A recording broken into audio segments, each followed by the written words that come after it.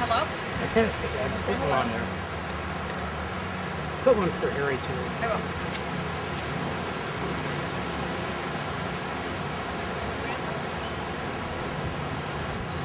Here was a Joe Slifkin.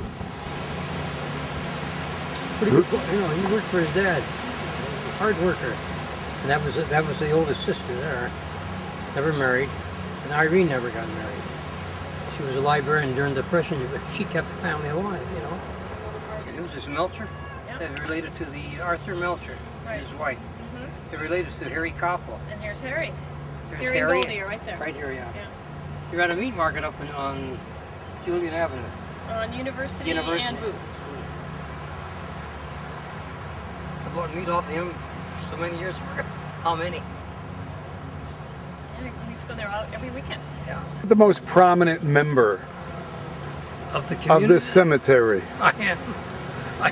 The only one. The one still around. And still around.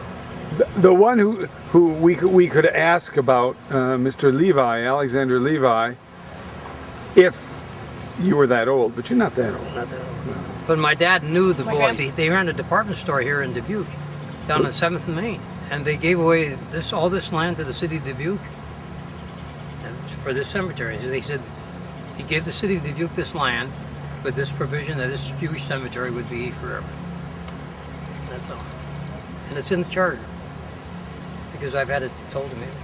And down here, the charter's here. With Right, and we have a copy of it, and it dates to 1918 when the Levi Cemetery Association was founded. And on the documentation, it lists all of the Levis that were members of the board and one Urbach. That's right. I remember the store being in existence in 1930, and after that, the circuit took a Levi department store.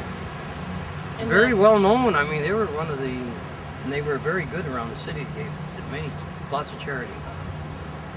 So can you tell Alan the names of all the Jewish department stores that were on Main Street? Just trying to think. Well, there was Zucchi's, there was the Pally Royal, the Hub Clothing. Let's see, who's the other one? Was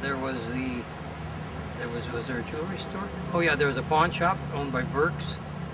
Let's see. I'm just trying to think. And there was the You had the meat market by Jack Solomon Jack's down on there. Meat Market. And Belsky's many years ago had about 7 or 8 Jewish meat markets in the city of Dubuque. Belsky's meat. They were in the packing house business at one time, and they also were in the car business. Belsky Motor. And 2 of them were aviators in the First World War.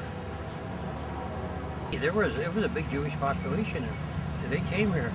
As I said, some of these people came here in the early 20s, 1915, 1920. Because, you know, when they came over from Russia and that country, you know, they were pushed out of there. You know, they couldn't live there. They probably had people in Rock Island under the same circumstances.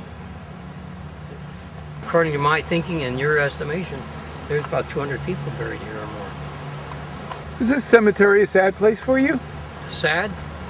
I wouldn't say so. No. Compared to other cemeteries I've been to, this is a beautiful area here. Why?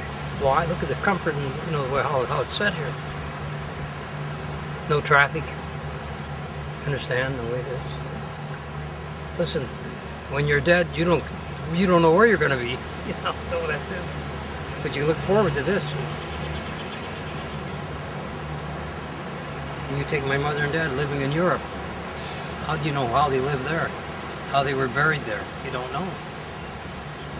They all wanted to get out of there. You take a person living in Europe. In those years, a kid 15 years old was persecuted. They were, you know, and they lived. They used to be with the ghettos. You know, that's how they lived there. Keep peace. And if the Tsar didn't like you, or the Kaiser, and the Kozak had you in their sword.